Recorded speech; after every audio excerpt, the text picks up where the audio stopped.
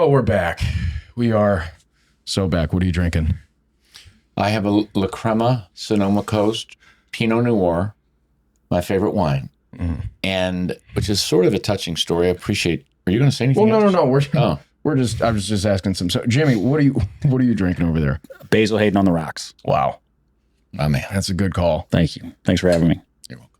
We are back with another episode of What Do You Say, Dad? A father-son podcast about life, OCD, and other bullshit. I am your host, Hunter Sansone, alongside me, my co-host, the one, the only, G-Bones, G-Dog, my dad, Greg Sansone. You going to say anything for the listeners? Or Okay, got it. We have a great guest today, my cousin, Jimmy Sansone. Jim, thanks for coming out. Thanks for having me. This is great. Well, actually, thank you for having us because we're in your house. Technically, we've had to move locations a few times. We're in his bedroom. We are. This is nice. It kind of feels intimate. I'd rather leave that out. Not give any more details on the address or anything like that. No, got it. Fair. Okay. So we have a few different themes on this show. One of them being a father, being a business owner. Jimmy is the owner of the clothing company, The Normal brand, based out of St. Louis, got stores all over the U.S. He's also a dad of 3 beautiful children. And my cousin and your nephew, you guys have quite a special relationship, don't you, Dad? 100%. It's love-hate. Love-hate? There's hate? When you say love-hate relationship, it doesn't mean you hate the person. It's, we're hot and we're cold. We love and we grub. Okay. Jimmy, would you agree that it's a special kind of love-hate relationship, as my father put it? Yeah, I would. But I do think there are moments when he hates me. And so I think I think fair. The words he uses, he means. And, but I think the love is a majority of the time, which is great. Okay. Do you agree with it? Yeah. Do you, that's a lot of statement right there. You said there, I do believe that there's times he does hate me. Mm-hmm. Would you agree that there's times you hate me? If you want to use the word hate, strong word. Strong word. No, I've never had that with you. I have Yes, felt. you have. No. Okay. No, I haven't. You've said some extremely mean things, but I don't think I've ever hated you. And I don't think that you have hated me personally. I think you have hated the idea of me. What in the fuck does that even mean? Well, That you were born? No, I just think like the whole, I think that in the specific, we're in a group chat called Chat You with a lot of other people, cousins, friends, second cousins, etc. And I think everybody kind of has a character, and I think you hate the character I play in that chat. Well, let's be honest. It's a chat of complete idiots. There's no point to the group. It's negative energy from the start to the finish. The whole thing is to get out of it once you're in it. If you have any sense of sanity or aspirations for personal growth at all, you want to be out of that thing. So that's not a good example. And yes, I do despise your role in that. No, I do have a question about that. He claims everybody's playing a character. Do you think that's true, or do you really think that's kind of a cop-out? Yeah, it's a cop-out. That's what I mean. Sorry, because that's a sneaky statement. Yeah. Well, those are your words. No, I was asking if it's a sneaky statement. Wasn't asked. Okay. Go ahead. Question. You're good. No, what's the question? I already asked the question. All right. So the love-hate is real. Right. Okay. Yeah. Got it. Yeah. I was just curious about that. Are you okay, Dad? Yeah, I just don't know what's going on. I have no idea how to that anybody listening to this will understand that. You know, if for the listeners, that is those are some details that may be hard to follow, but it's good to set the tone there.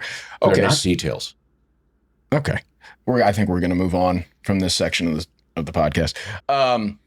So, Jimmy, when did you start your company, The Normal brand? This first product was sold in March of 2015. Wow. And so you just had your 10th? We just turned 10 years old. Yep. Me and my brothers, your cousins, Conrad and Lan, own it, and we run it together. And we just celebrated 10 years. It was great. That's incredible, man. And how old is your oldest kid? child? Adriana, she'll be 6 in a few weeks. Okay, got it. So you had 4 years of building the business before she was around. Yep. I met Dominica, my wife, in February of 2014. Wow. And then sold the first hat March of 2015. Wow. Oh, so you had a ton going on in a matter of... So a whole year. Oh, yeah. A whole... Of dating, you mean? Yes. Before we sold anything. Yes. My God. Yeah. That is so cool. Now, like I mentioned earlier, we love touching on obstacles. I want to say one thing. Yeah, go ahead. I need to interject. Go for it. I just realized something. I do not have a love-hate relationship with my nephew. No, it came clear to me all of a sudden. I just had an aha moment. Yeah. I do not have a love-hate relationship with Jimmy at all. Actually, truth be told, I don't know what you call it, but I always look forward to talking to him. I do. Okay. So I really like talking to Jimmy. I don't know what that is. I really like talking to him very much. I think part of that is respect on a deeper level. I've never thought of this, that he started his own thing as he just started saying that. And I know he aspires to stuff like internally, everything. Like he's alive and he's living out loud, kind of, so to speak. I always look forward to talking to him. Not when he calls me. Okay. I'm glad you shared that. It's I just had an aha moment. Yeah. No. That's nice. Okay. I'm not sure if that really gave people much more clarity based on your final button statement at the end there. So you were, okay, so the company was started, you met your now wife, and you had 4 years of building the business before you had Adriana.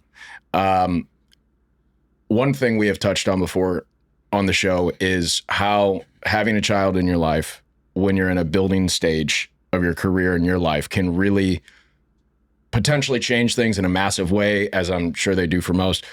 But for some, for business owners, can light a fire, ignite a fire. Can you tell us what that was like for you having your first child while you're building a startup, which is now massive?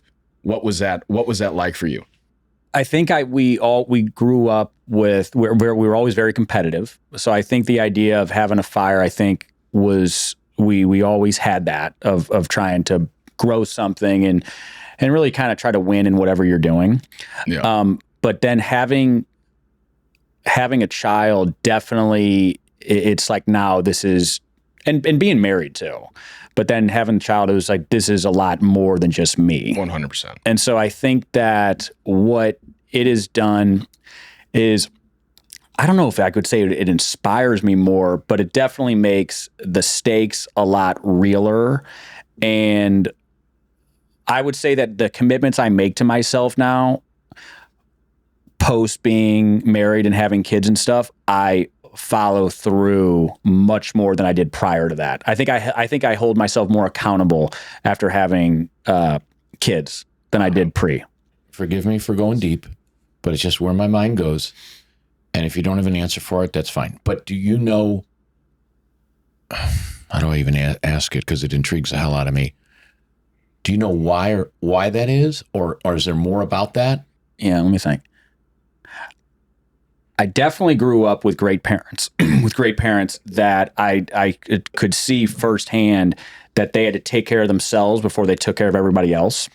Okay. And they always had such an abundance of love and energy and things. It was clear that they would take care of themselves. And so to me, when I talk about holding myself accountable, a lot of it's with like personal things that I need to make sure that I do, whether it's, I don't know, whether it's working out or whether it's something with work or whether it's something mental or whether it's reading or whether it's learning a new skill or et cetera. But I think it's the exact opposite of being selfish to take care of yourself when you're a parent. I think that it's like secure your, air mask first before you take care of your kid. You have to do it so that you can take care of everybody else. You know it deeply. You know that point. Yes. So it's no joke for you. No, I know it. I know that if I am off, I'm doing the worst thing I could ever do for my kids. Well, I do want to say one thing. From where I'm sitting, that is an absolute sign, and I'm not kissing your butt, of intelligence. When you clearly know something like that, that it's so abundantly clear in your everyday life and it impacts your actions daily, that's a real sign of intelligence that you got that deeper lesson. Not a lot of people take it to that level. So anyway, I'm not trying to compliment you. So don't say thank you. I just one thing I think we should just set as a standard. I don't think it's right we tell people how they should or shouldn't respond during the podcast. That is absolutely fair and accurate. I apologize, Jimmy. Now, first of all, that's acceptable. It's okay. He can also choose not to respond. Respond how I want. You know, you just broke him down. So you built him up and then broke him down. So it's actually I get it. Got it. Okay. Test. So I think first of all, Jimmy, I think what you just said. Thank you for sharing that. I'm not a dad yet. I'm the only one here who is not, but I can imagine how that would be true. And my dad and I have touched on this before, which is a really cool topic that I like to talk about. And you've mentioned before yourself, Dad, when you've been going through something or you have a tough time, you put yourself in the mindset of, if Hunter was dealing with this one day, how would I want him to respond if he was dealing with the same situation? And so then you choose to act in that manner. Very deep for me. Those are in my darkest times. Yes, what you're talking about, as we talked about last time. That's right. When I have gone through it's just an emotional, deep thing. When I have gone through my toughest times and I've been challenged and, I don't say it lightly, but brought to my knees a couple times in my life, I will think, because I'm looking for a motivation, and I will think, okay, wait a minute. Whoa, it's right there.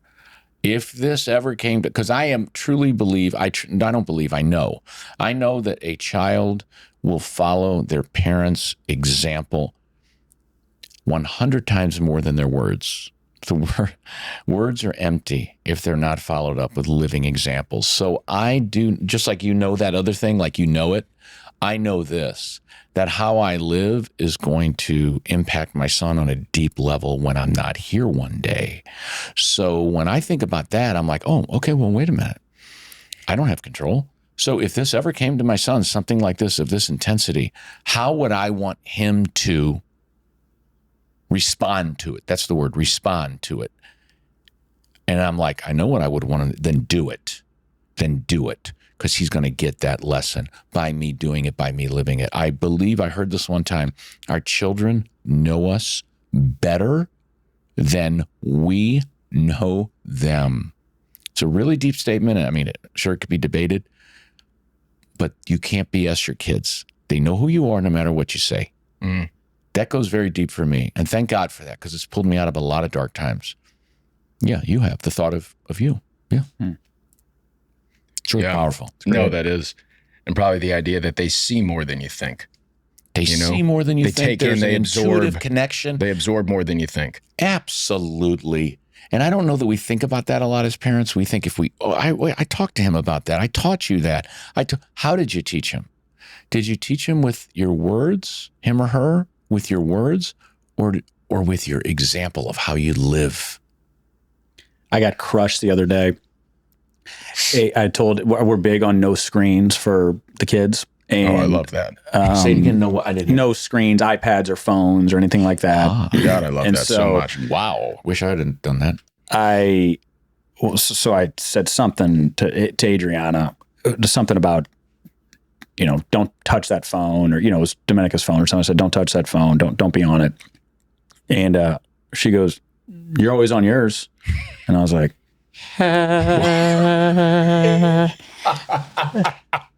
and she was so right.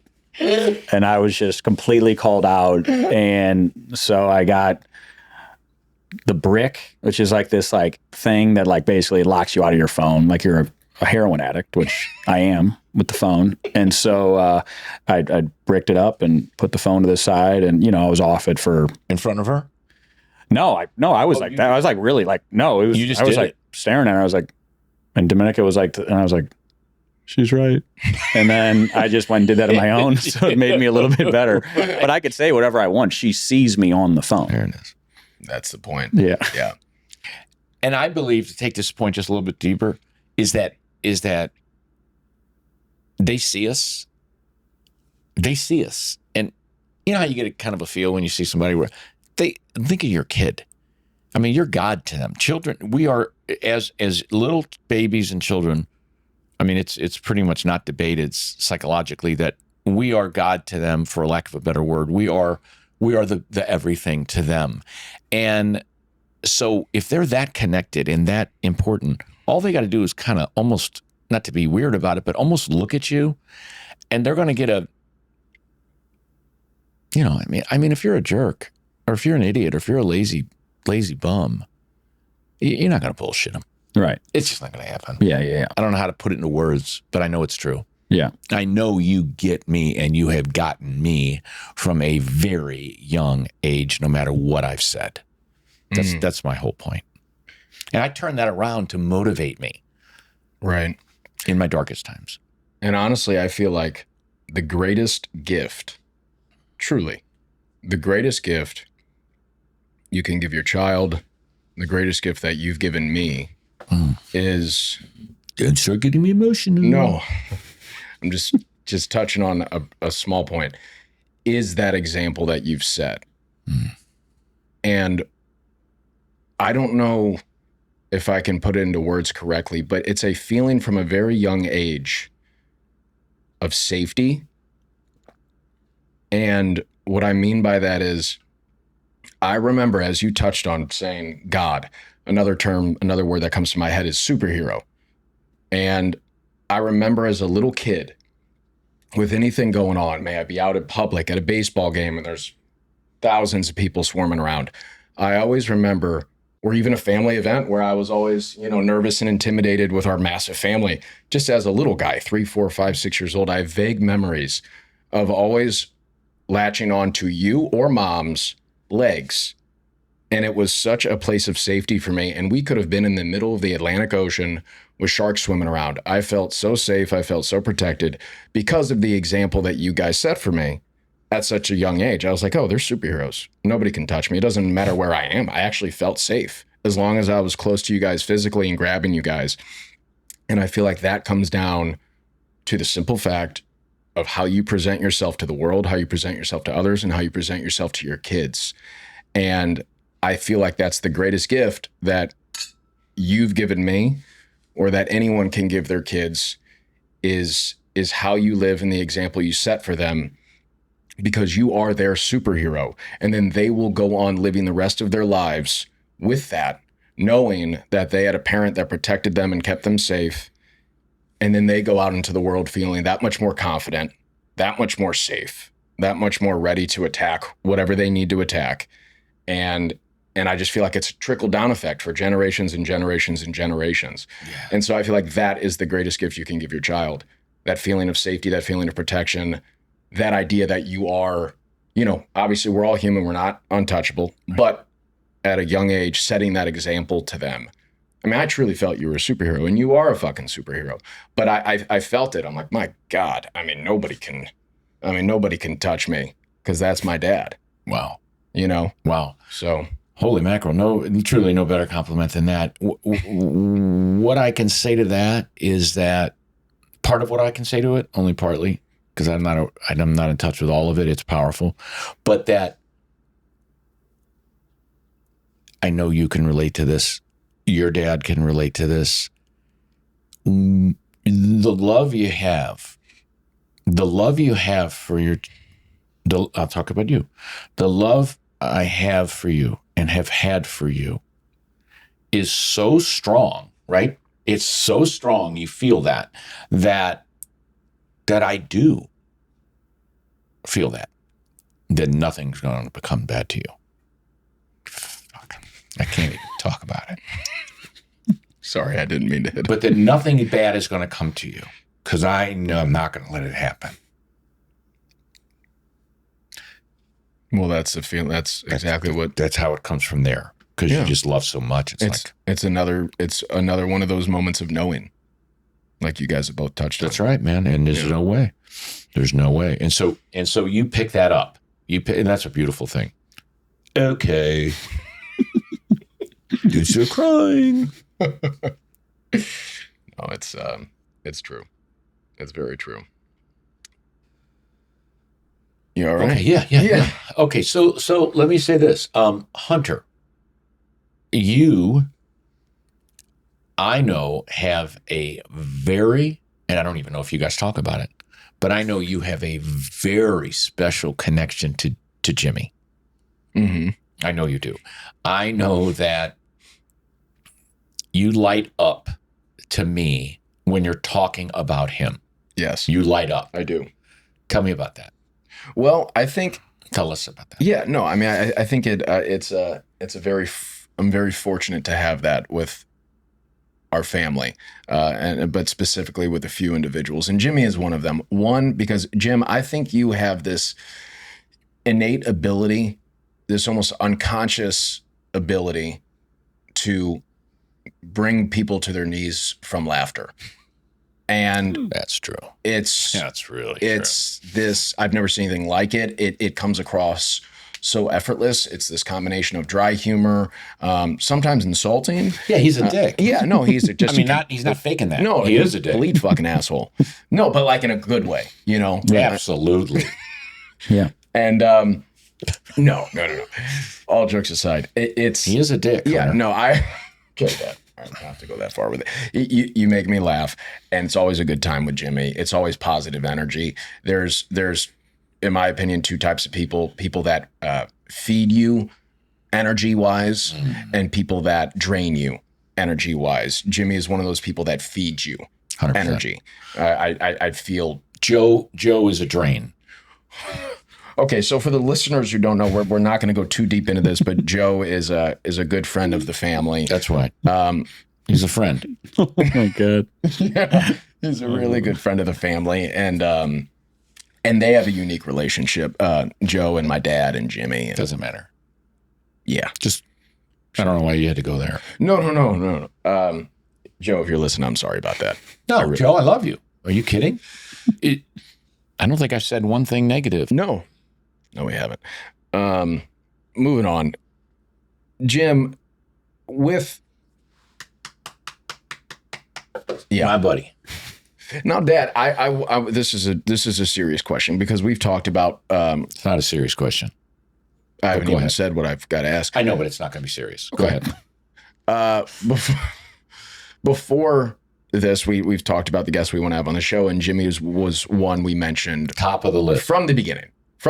Wow. Because of your guys' dynamic together, the dynamic of all three of us. Love, hate. What he's done with his life. Love, hate. Yeah, that's a key theme we keep circling back to. I'm not really sure about that.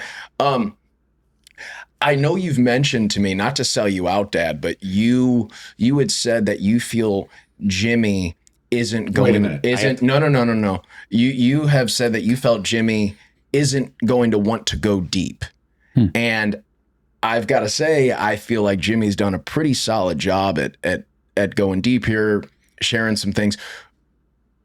You think he hasn't really gone there yet? Not yet. Jimmy. Well, I mean, but don't force him to, Hunter. No, exactly. That's what I'm saying. He's not a deep guy. God damn it. Jimmy, do you have anything to say to that? I kind of. Why is that bad? Why is that bad? He's passionate. No, I don't have anything He's to say simple. to that. No, I think if there's a question, maybe if anybody has a question, I'm happy to answer it. But what I will say, there's a few things I actually would like to touch on. Please. First off, Uncle Greg, I think what you said about Hunter was beautiful.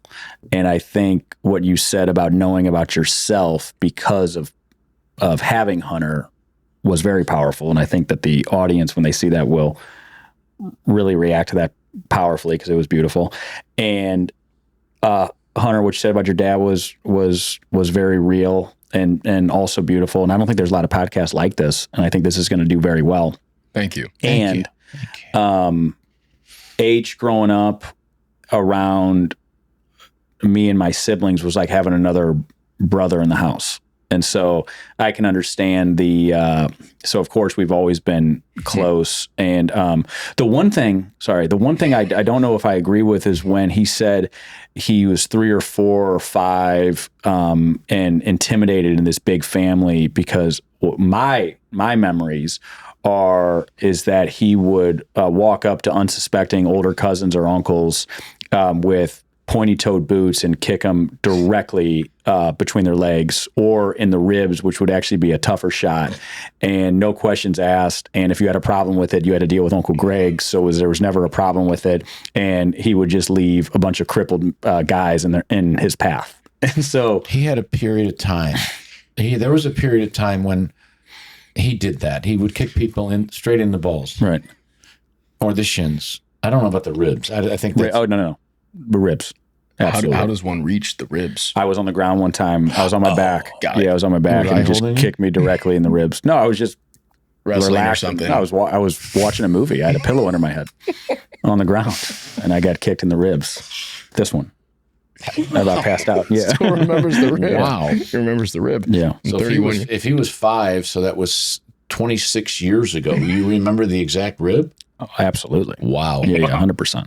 Yeah. Impressive. Yeah. So that was touching. But there were it doesn't vibe with what I can remember. Right. That part of your story. For sure. Yeah. Listen, I'm not going to debate that. I guess. You may have been intimidated in a sea full of Cardinals fans, 10,000 of them. You had no issues at the family parties. You were destroying people. One thing I do, listen, I'm not going to argue that, Jimmy. I do recall, honestly, all I'm going to do is support your point here. I do recall whenever the older cousins would wrestle with my father, in particular you, Craig, Mike, Botch, Chris Finney, that crew. I would see Anthony.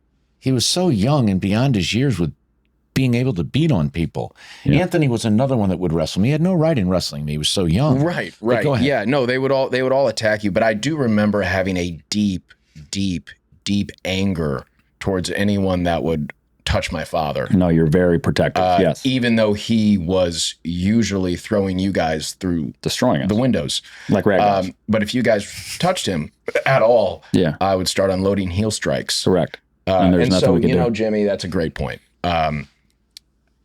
We may be talking about two different times in your life. We're not. No. We're not. That's the truth. All right. Now to go back real quick to the point of when you mentioned that me and Jimmy have always had a special relationship. We were talking about Jimmy not being deep. Yeah, no. Don't worry. We can go back to that. But one thing I do want to mention is, which I'm not sure I believe that. Got it. Okay. He's not deep. Yeah. One thing I do remember being an only child, and then having all these cousins, in particular, Jimmy and his siblings. Jimmy's one of 10, which is so badass, and they're all so close. I remember, as you said, I was like another brother. Thank you, Jim. That's very cool of you to say. I remember that feeling, and people ask me, still to this day, anytime I tell them I'm an only child, they say, oh, wow, what was that like? You're an only child. Was that lonely? Was that this? And I go, nope, it really wasn't.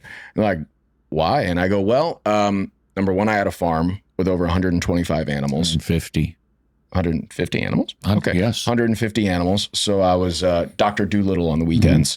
I had birds and emus and goats. Pigeons. Monkeys. We never had pigeons Horses. or monkeys. Okay. But we had every animal under the sun for the most part, except for those you just mentioned. And so I was so distracted by that, by sports, and then my cousins. I had my cousins spending the night during school nights, and that started with you. I mean, you're the oldest of 10. And Stefan, of course, your younger brother, my age, he was in my class. I always felt like I had brothers because... Well, you did. Because I did. You did. I did. Yeah. And so you guys... You do.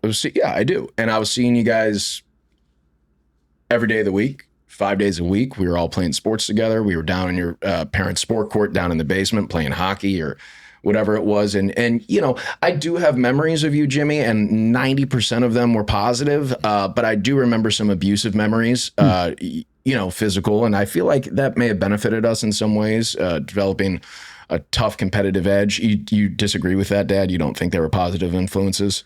No, he was a bully to his babies, baby brothers. Okay. I don't know about his sisters. I didn't, but we talked about this. Yeah, one time for about 2 hours. And it may be too a little inside baseball for the broader audience. I mean, you may be getting a little too into the weeds. Too real? You're talking about individual sibling relationships. Yeah. Okay, well, I'll move away from that. Let's just go to your brothers. Is this too real? If it is, I'll stop. No, it's not too real. Okay, No, good, beautiful. Continue. So you bullied them. Okay. You're particularly Nico. He's never been right since. You think he's normal? I mean, I shouldn't bring up his right. He's not normal. No, I think he's insane. And do you think you had anything to do with that? No. Well, no, he's not normal. We already covered that point. And you had a lot to do with that. I disagree. You told me he had been, quote unquote, he's been through a lot of. I think with him not here, I think we shouldn't get into the details. What does that do with him being here? Get into the details. Okay. I think we shouldn't get into the details. I respect. I wish he was here. Okay, just for that, he would say, Hold on. Well, you know what? You guys, I'm gonna see if we can get Nico on the phone real quick. But you told me, and now that you said that, because that was misleading what you just said. I'm going to say this. You told me he's been through a lot of quote unquote training. Do you remember that? No, I don't remember that. No, I do not. I can remember sitting there with you and Nico. Yeah, and it was breakfast, and Nico would be sitting there. And Nico's how much younger than you? 8 years? 3 years. 3 years. Okay. And Nico would be sitting there, and you would reach over and you would double up your fist, and you would dead leg him. Yes. Punch him right in. Yes. I remember. Yes, true. For no reason. Right. No obvious reason. And so that would bring tears to his eyes, and then he'd shake it off, and he'd just sit there in pain. He's incredibly tough, very strong. So yeah, I do think that is. Yeah, I think he's and you wouldn't deny he's incredibly tough and strong, would you? No. Okay, thank you. Yes, agreed. There's more though. He's agreed. Okay. Anyway, it's the whole point. I'm not a favor of bullies, and you bullied, and I will say that I bullied. Yeah, I agree. How do you know? You weren't even born. I thought you meant we're not born when I bully. I thought you meant with your nephews and stuff, which I would agree with. Oh my dear God! Do you think I bully now? Oh yeah, my God, yeah. Wow, I got to take that in and think about that. Wow. In the basement of Paul's farm, Mom and Paul's farm, it's horrendous. You would sleep down there. You would sleep down there on. See, me, I like to hear what your truth is. You would sleep down there on the bunk beds with nothing but kids, and okay. And Anthony would have like an airsoft gun. Can you explain what that is? Stronger than a BB gun, loaded. A BB gun, and you would like go at him and take the gun away and break it. Physically, you would go at him and yell at him like he was a peer, and he was like 9 after he shot people in the head, in the stomach, and in the groin with it, but including me. Okay, I didn't know. I don't remember those details. I don't remember those details, but I just remember. I love this. This is an open dialogue and opening, and I think this is Anthony in particular. Oh gosh, yes. Not even Nico. And I think you're being sincere right now. That's the thing about it that's funny. I think you're being sincere in what you're saying. I don't think you're putting on an act or protecting yourself or making your point. I think you're being sincere. Yeah, I am. I think you are, to the best of your ability. Okay. I think there's a lot that's blocked that you're not aware of. What is this, a diagnosis? I'm sorry. I'm not a therapist. I'm a coach. I apologize for that. Yeah. No, I think that's a good Hunter, point. can you go somewhere else with this subject? Yeah, sure. Listen, I'm not the designated leader here. You feel free to direct the conversation Can you any go which way you somewhere would else with like. the conversation? Or are you just going to sit there? No, what do you mean? I'm waiting for you guys to take us where the podcast goes. Jimmy's a guest. So he always takes control, Hunter. Yeah, I think that was a little sneaky and a little unfair on his part. Agreed. He takes control all the time. No, I want to make brothers and everybody. No, it's talked about a lot. We talked about it. No, we actually did not. Can I ask something? Please, It seems like you have a lot of opinions. Okay, and I'm very judgmental. very incredibly judgmental. And I'm not sure I like it. Incredibly judgmental. It's a great point, Jimmy. And from what I heard about this podcast going into it was I talked to Anthony, and and Anthony said that they were thinking that you two were talking, and that the plan was it was going to be you were going to get me into going deep, and then you would ask me like a deep question, and I would be answering it, and you would be going, nope, nope. Why would I do that? If that's what he said that you guys said. No, that's not accurate. Oh, it's a lie. Complete lie. Okay. What an odd lie. My God, what an insane lie. It is an odd lie. It's a misconception on Anthony's part. He drew a conclusion that was inaccurate, and I'd like to touch on that if I may.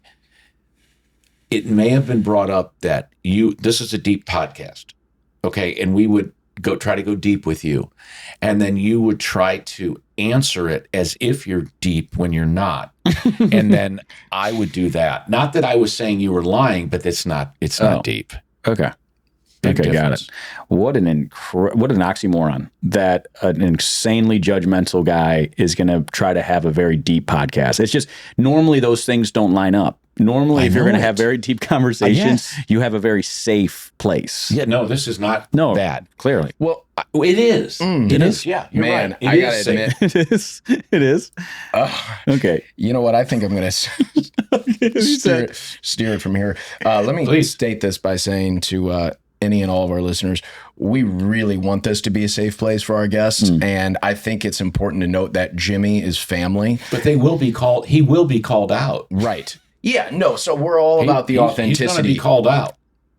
As you have been calling him out already. We want our guests to feel safe.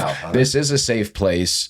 Don't feel it. You know, listen, we all have our shortcomings at times. Dad, can you be a little judgmental? Yes. Can I be a little irritable? Yes. Agreed. On both counts. So can he be a little shallow? Yes. Agreed. Yeah. No, I think that's and I want to say something. He aspires and he does go deep. And I also want to make a confession here. My mind, not me, but my mind is judgmental. And my mind thinks it knows the whole story. And what I want to say is, we don't know shit. I don't know shit. So that's the judgmental piece. And I'll still get stuck with it, and I'll come away from here thinking what I think about you, Jim. No change. None. And yet, at the same time, I know that I don't know the whole story or the whole picture or what's going on inside of you. Do I see you as a shallow guy? Yes. Yes, I do. God. Do I see you as a passionate, responsible guy? Yes, I do. Do I see you as a bully? Yes, I do. Do I see you as a loving man? Do I see you as somebody who wants to grow and aspire and has spent countless dollars on it trying to improve yourself, whether it's been successful or not? Yes, I have. And yes, I do. And I may be more screwed up than you. I could be. I don't know that.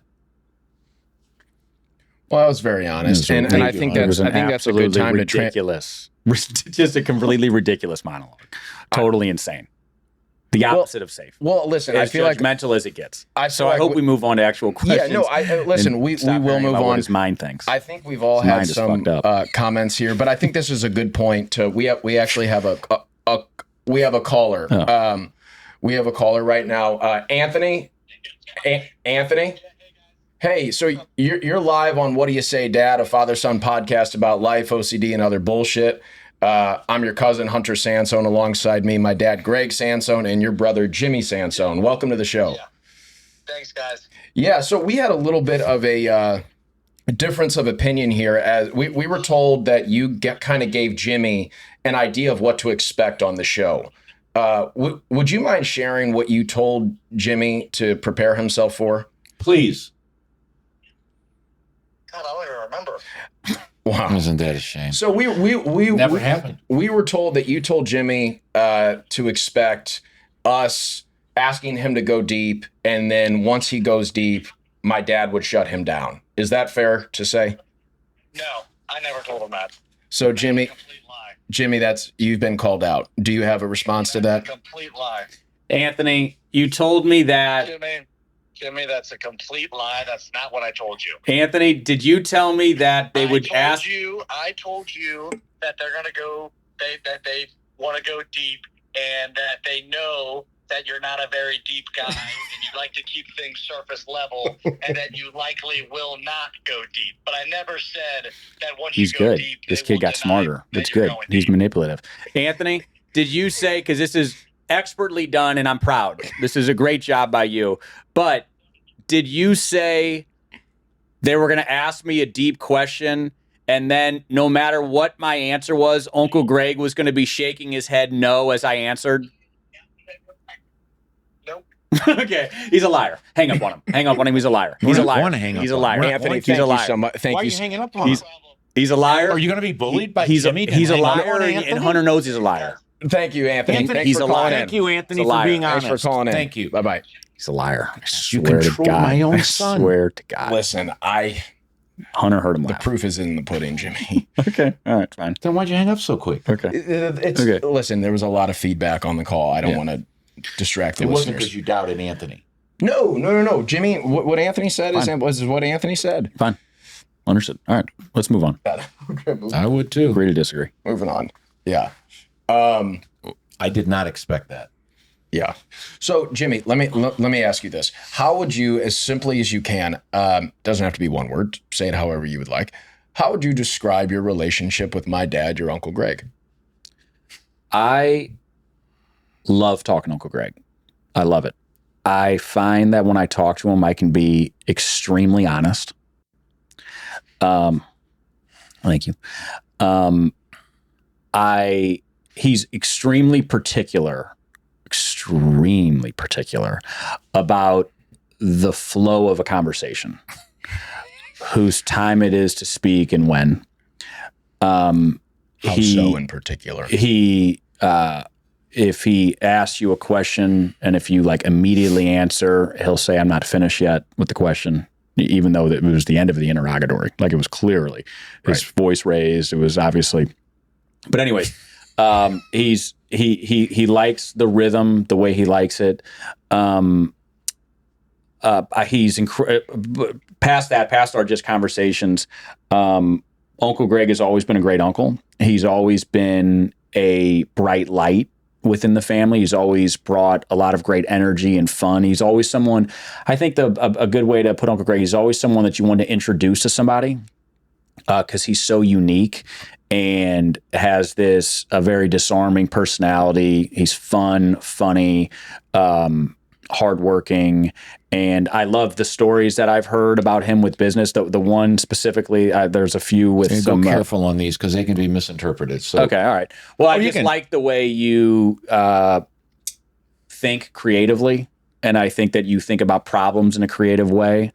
And I also can't ever forget that on my way up to, I remember this like it was yesterday. On the way up to, we at the beginning of Norbrand, we had this trade show that was called the Chicago Collective, which a trade show is basically in our industry. It's basically they bring a lot of buyers with a lot of sellers and they put them in one area. So for us, we were going up with like 4 shirts, and we had already bought them all, and but we hadn't paid for them yet. It was $80,000.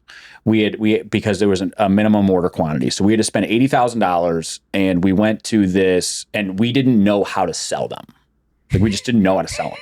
And like, we knew we would sell some online, but we knew we couldn't sell them all online. And so we found out about this trade show called the Men's Collective, which is in Chicago. We're driving up there. I'm driving up with my brothers. And like, my dad went up, my mom helped set up the booth, but I remember being extremely nervous, very nervous. And I called Uncle Gregg. And Uncle Gregg, I don't remember exactly what he said. It doesn't matter. But I remember I called Uncle Gregg for advice on how to get over that fear. And he helped me in a very real way. And I've never felt more on than I felt during that trade show. And that trade show, honestly, is what allowed us to, after that trade show, we were no longer just like a popsicle stand. We actually kind of had a company. And so it was, and he always, so I think Uncle Greg always takes the time to help people. And I think that he is looking to provide meaningful value. And he did with me. Wow. I got to comment on that. Please. I remember that. And I had forgotten it. So thank you for bringing that up. And the way you just shared that and explained it, what it did for you, it goes tremendously deep in me what you just said. Quite honestly, being vulnerable here, it's an affirmation of my value. And it really makes me feel good that somebody as close to me as you, because nobody's your bigger critic than the ones closest to you. They know the bullshit, if there is any. But to have really impacted your life in that moment in a real way, like you said, you were never more, or however you said it, that means a tremendous amount to me in what I do and helping people move past that thing, that fear, that anxiety, that anxiety, that fear. So for you to say that is truly goes deep with me, and I really appreciate you bringing that up, honest to God. And I remember, and the two things I want to say about you, your openness and your vulnerability, and vulnerability is badass. You got to be a badass to be vulnerable. You got to be a badass to open up and say, and I don't have it right now. That's a badass. And you have that naturally. You have that naturally. And you did it then. That's number one. Number two, the balls it had to take to spend 80 grand when you don't know how to sell it, and you jumped and you did it. Number one key to success. You don't know how, but you're going to do it.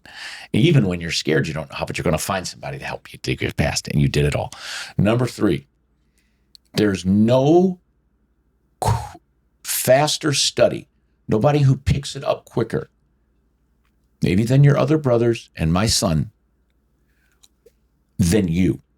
When you get a concept, emotion, it's not the first time we've talked about emotional stuff, emotional vulnerability or fear or whatever. You get it, you really, really get it and got it, and then you go. That's rare. That's an exceptional ability that you have. And I don't want to sound preachy, but your future, not everybody has that ability, and you have a lot to offer, which means you have a lot to contribute, frankly, to the world.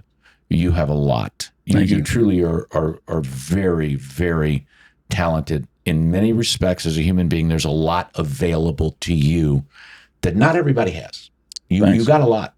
So kudos to you. Well, I think that what you guys have, and frankly, I think we're really lucky. I think a lot of the men in our life have this, which is, and the women too. But I think as a guy, you relate more to the man. Mm-hmm. Yeah. But I think the idea of trying to get better, always trying to get better, and I think that is, I don't understand people who don't have that. Right. Like that's probably what the easiest way I can put it. Like if you don't have that, I just don't get it. Like I just really don't get you. And so it's I can't help them. Yeah, I don't suck get it. at it. Right. Right. And so I think that it's when you're around people, it's fun. And I have friends.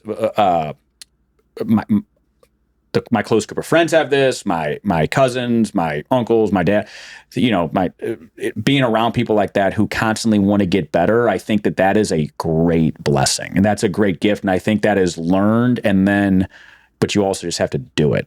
And you have that. I think you're big on that. I think there's probably a level of vulnerability there where it's like, no, I don't know it all, and so that means I've got to learn this and I've got to get better. And I think there's a lot of humility there, and that is some of the fun. I love that.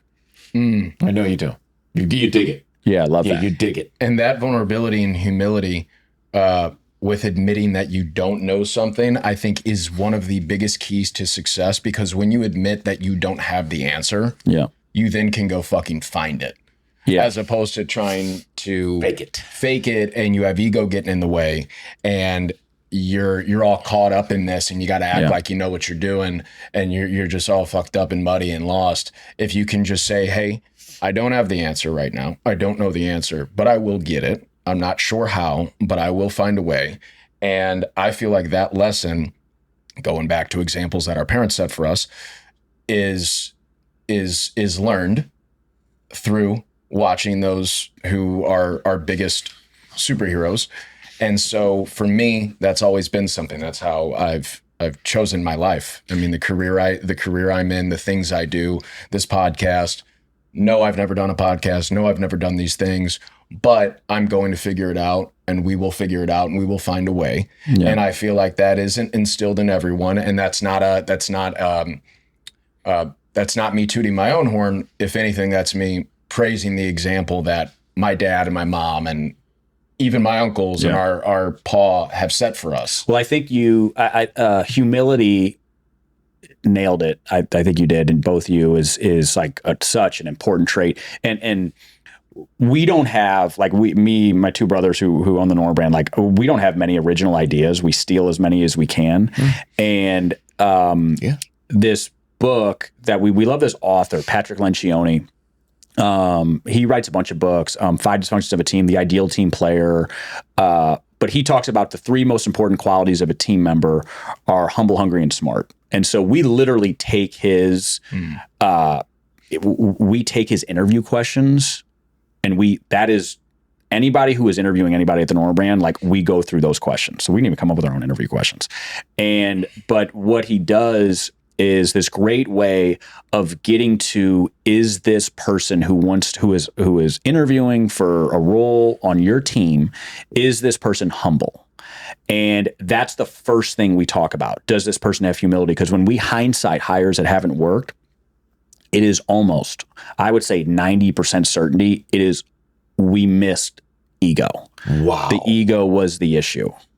And so there's these different ways of asking these questions and trying to figure out, there's all these different ways of getting to it. And if you can't get it this way, then you try to look at another way. So it's a really important thing for us. And frankly, we turn down a lot. Most of the people we turn down is when we have it, ego. You couldn't answer this question, couldn't answer that question. So because to work on a team, really to do anything, I think you just have to be humble. But look at you guys, and look at you and the work you've done. It takes incredible humility to put yourself out there at the risk of being embarrassed. Thank you. And you did that in a huge way. You moved to LA out of St. Louis. People don't do that. You jump right into it. You forego college. You do all this stuff that people think is like, God, that's so stupid. That's so dumb. And you didn't care, or you did care, but you did it anyways. Yeah. I'm putting thoughts in your head. Right.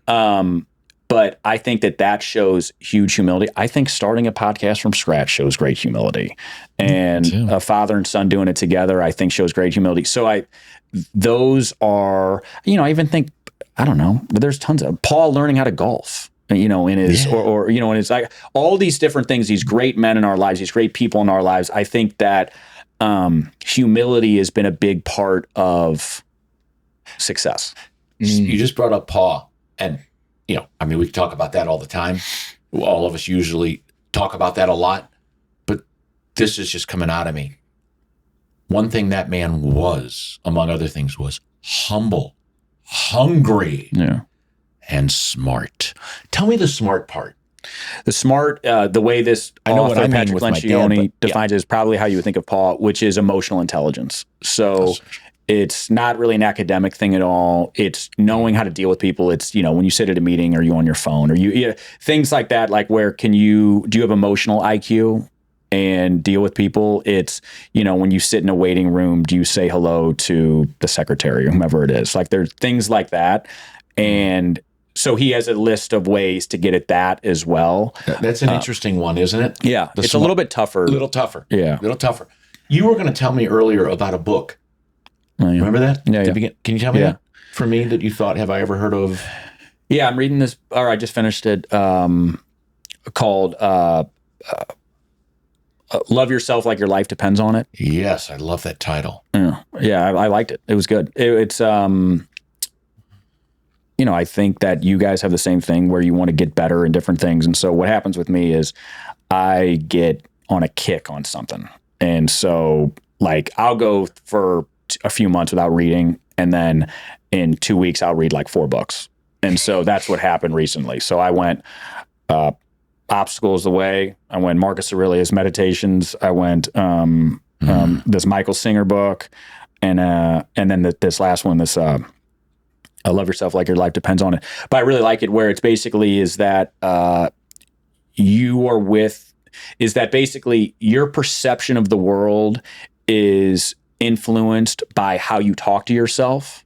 Okay. First, like your perception is colored by the glass of how you talk to yourself first. And so you better love yourself, because if you don't, no one else is, and you'll have, and you can't give anything if you can't love yourself. Okay. So can you tell me, and I know this is extremely personal with just the subject, but I always like to understand more intimately, what does that mean, how you talk to yourself? Is there any example you can use? Doesn't have to be yours, but anything at all. Well, I'll just go like a level deeper. So I noticed that I was irrationally seeing things negatively instead of what they objectively were, which is a lot more positive. And there's kind of nothing good or bad unless you say it is. It's kind of that idea is, but I think that I was seeing things lacking. And so I was like, what is that? In yourself even? Or are you saying with just in the outside world? Outside world. Got it. And I don't know how I heard about this book, but I don't know how I heard about it, but it was recommended on some podcast or something, or from another author or something. And it's the idea of like literally talking to yourself. Like, I love myself, like saying those things to yourself over and over with breathing. It sounds a little weird. Not at all. It's powerful. I've heard of that. Because we're a lot of times our worst critic. Yeah, right. And it doesn't get anywhere. I am mine. Definitely. I've been mine, and I've been working on this. Yeah. That's why I'm going to get that book. I think it's kind of almost natural in my world to try to be your worst critic, and it's the wrong thing to do. Yeah. I think it's a very selfish thing to do. So that's what and my mom wrote a book called Woman First, Family Always, which is basically that, and she, mother of 10 children, but basically taking care of yourself first is the most selfless thing you can do. So what I was noticing with myself, and again, it comes back to kids, what I was noticing is I was like preoccupied because I was trying to solve all these different problems, and I was in my head, and I wasn't really like there. And I was like, I gotta like rewire this. Something is like wired. I knew there was some work that I could do that would I knew that I could turn the switch if I figured it out. Smarts. You had that instinct, that insight. Oh, yeah. You knew there was something, and it was taking care of yourself first, loving yourself first. Like actually saying, I love myself. Yeah, like look in the mirror and say it like for 5 minutes. And like in a meaningful way? You kiss the mirror? No, I'm going to make out. Okay. But I've done that when I look in the mirror, and then I look in the mirror and say it, and then I'll say it. God. I've done it was a joke. But I'll say it, but then I've said it with like meaning, like I love my son, like, I love you. And it's like, holy shit, it does take on a whole new thing. Yeah, it sounds very weird. It sounds odd. And I think the key to mention with that stuff is because, funny enough, you and I haven't really talked about that, but I am very into that. My mom has instilled the law of attraction and manifestation into me at a young age. She actually paid me $20 to watch the movie when I was like 14. And it was such an influence on my life and choosing my career and going to do what I've done and the things I've accomplished and the things I still want to accomplish. That is very big in my life. And you can call it a bunch of different things. Like I said, manifestation, law of attraction, whatever it is.